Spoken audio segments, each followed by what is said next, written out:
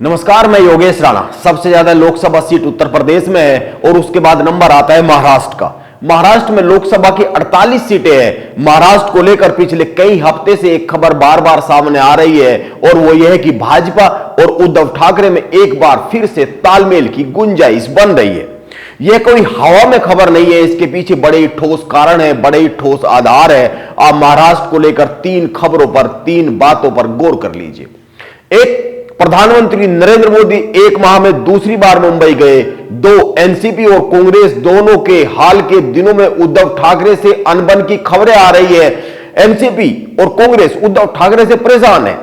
एक तरफ तो उद्धव ठाकरे भाजपा से संपर्क में होने की बातें आ रही है और दूसरी तरफ उद्धव ठाकरे ने प्रकाश आंबेडकर की पार्टी वंचित बहुजन अघाड़ी के साथ तालमेल कर लिया है। और ध्यान में दिया जाना चाहिए कि उद्धव ठाकरे ने यह जो गठबंधन किया है, यह महागठबंधन की पार्टियों एनसीपी और कांग्रेस से चर्चा करने के बाद नहीं किया है। यानी कि उद्धव ठाकरे ने गठबंधन का धर्म नहीं निभाया है और यह फैसला ले लिया है।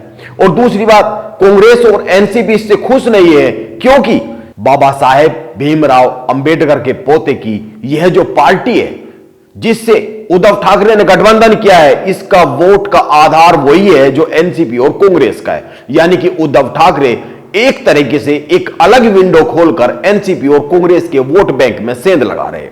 और माना जा रहा है कि 2019 के लोकसभा चुनाव में प्रकाश आंबेडकर की वजह से ही एनसीपी और कांग्रेस को 8 उम्मीदवार का नुकसान हुआ था, 8 उम्मीदवार हार गए थे। यह खबरें उस समय भी खूब आई थी। और दूसरी खबर यह है कि बार बार ऐसे संकेत आ रहे हैं कि महाराष्ट्र को लेकर भाजपा चिंता में है क्योंकि शिंदे उद्धव ठाकरे का राजनीतिक विकल्प नहीं बन पा रहे, वो बाला साहब ठाकरे के राजनीतिक उत्तराधिकारी भी नहीं बन पा रहे। यानी शिंदे पर भाजपा का दांव उल्टा पड़ता हुआ साफ साफ दिख रहा है। उल्टे उद्धव ठाकरे को लेकर महाराष्ट्र में एक सिंपैथी का माहौल बनता हुआ दिखता है क्योंकि शिवसेना को तोड़ा गया और यह कहीं ना कहीं भाजपा पर ही बनता हुआ दिखता है। और तीसरी खबर यह है कि उद्धव ठाकरे के कारण महागठबंधन में दरारें साफ साफ दिखने लगी है।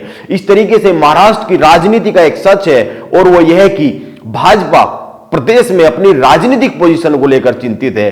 शिंदे भी चिंतित है, उद्धव ठाकरे भी चिंतित है, शरद पवार भी चिंतित है और कांग्रेस भी चिंतित है। और इस सब के लिए उद्धव ठाकरे को ही वजह मान रहे हैं। और दूसरी बात, महाराष्ट्र में जो मौजूदा राजनीतिक समीकरण है उसमें भाजपा को भी नुकसान होता हुआ दिखता है। यह एक साफ सी बात है। इसीलिए खबर यह आ रही है कि भाजपा और उद्धव ठाकरे गुट के बीच कई महीनों से बातचीत चल रही है।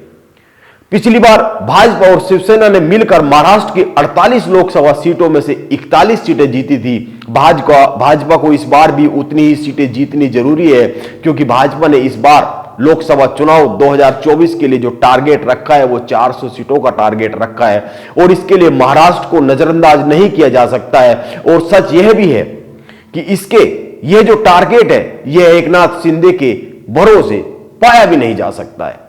तभी भाजपा की कोशिश है कि महाविकास अघाड़ी को तोड़ दिया जाए किसी भी तरीके से और वह तभी होगा जब उद्धव ठाकरे गुट के साथ फिर से तालमेल बनेगा।